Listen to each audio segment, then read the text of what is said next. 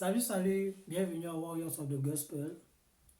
Nous rendons grâce à Dieu pour ce nouveau partage et nous espérons que vous allez bien. Le titre de notre message d'aujourd'hui est intitulé L'amour. Donc sans plus tarder, je vais prier et nous allons entrer dans notre message. Père, nous venons te prier en ce moment par la justice et les mérites de ton Fils Jésus, afin que tu pardonnes nos péchés, tu nous accompagnes pendant ce partage et que ton Saint-Esprit nous instruit sur tout ce que nous allons lire. Tout pour ta gloire, Père. Au nom de ton Fils Jésus, nous t'avons prié. Amen. Comme le dit le titre de notre message, l'amour, principalement l'amour agapé, qui est mentionné dans 1 Corinthiens chapitre 13. Déjà, Paul commence au verset 1, au verset 3, en nous faisant un parallèle avec de cet amour inconditionnel qui est l'amour agapé.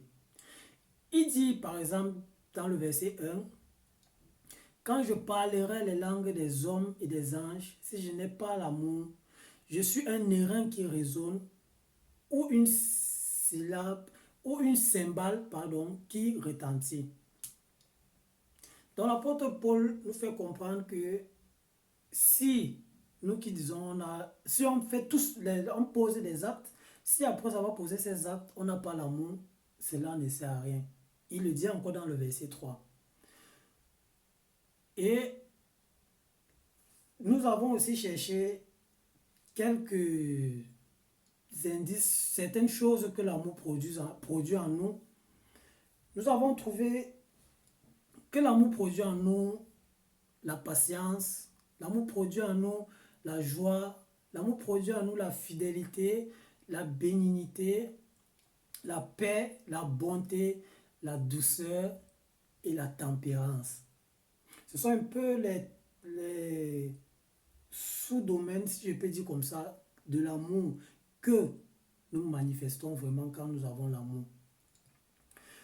L'apôtre Paul parle dans le verset 4 à 7, où il décrit exactement cet amour, en disant par exemple, l'amour use de longanimité, l'amour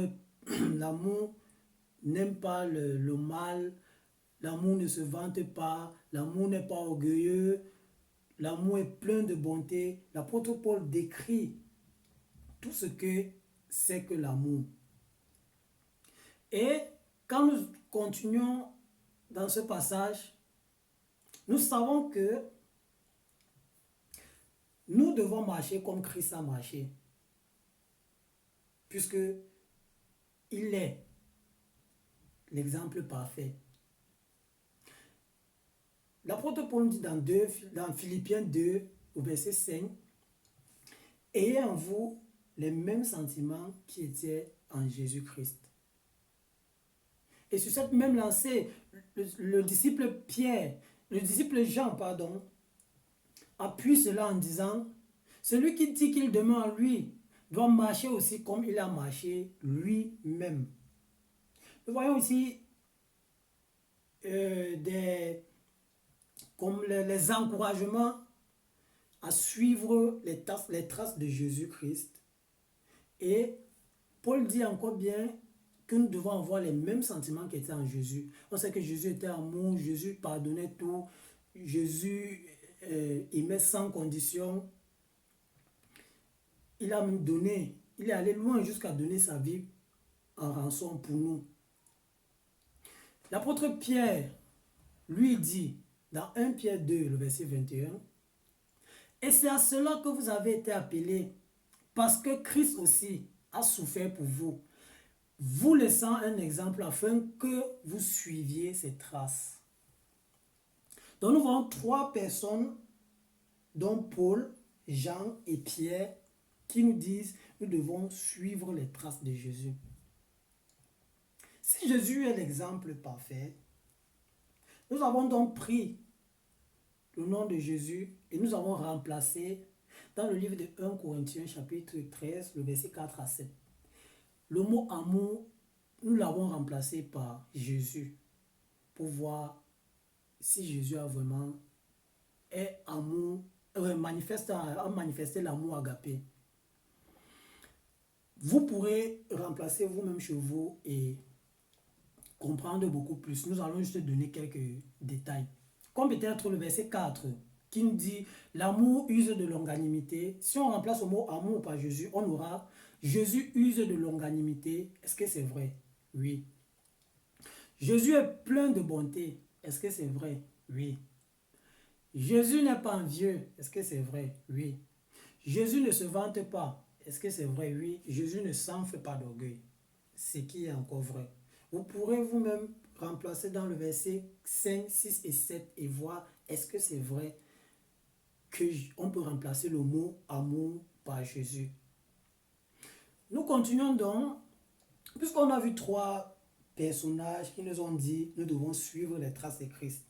Et en remplaçant le mot amour par Jésus, nous voyons dans 1 Corinthiens que ça tient. Mais maintenant, si nous qui nous disons chrétiens, nous essayons de mettre nos propres noms, comme on a essayé de mettre le nom de Jésus à la place de l'amour, si nous essayons de mettre nos propres noms à la place de l'amour, nous qui nous disons les disciples, les serviteurs de Jésus, qu'est-ce que cela va donner? Je prends un exemple. Si je m'appelle Franck et que je prends mon prénom Franck, je peux mettre dans 1 Corinthiens 13, le verset 4 à 7. Qu'est-ce que cela va donner? Franck use de longanimité. C'est à Franck de savoir s'il use de longanimité. Franck ne se vante pas. Ce sera à Franck de savoir s'il ne se vante pas. Franck ne s'enfle pas d'orgueil. Ce sera à Franck de savoir s'il ne s'enfle pas d'orgueil. Et cela nous permettra, mes frères et sœurs, de voir où est-ce que Dieu doit encore travailler dans nos vies. Parce que nombreux sont ceux qui disent « Aime ton prochain comme toi-même ». Mais il est très facile de dire que de faire. C'est pourquoi nous exhortons nos frères et sœurs à remplacer le mot amour par leur propre nom. Et ensuite, ils verront si ils manifestent vraiment cet amour à leur prochain. Ceci était notre partage, notre petite méditation, et nous bénissons vraiment le nom de Dieu pour cela. Nous l'avons aussi fait sous forme de PDF. Pour ceux qui m'auront entré en possession de ces PDF, peuvent juste nous écrire un mail à l'adresse email marquée à la description ou nous écrire sur le numéro WhatsApp aussi marqué à la description. Et nous enverrons le PDF gratuitement. Nous espérons que Dieu puisse toucher nos cœurs, retirer les points négatifs de nos vies pour les remplacer par l'amour. Afin que nous puissions aussi, comme Jésus, remplacer le mot amour par nos noms et que cela ait un sens. Nous sommes appelés à manifester l'amour, alors laissons Dieu nous transformer. Laissons Dieu faire pour nous ce que nous ne pouvons pas faire de nos propres forces. Portez-vous bien et à la prochaine si Dieu le veut.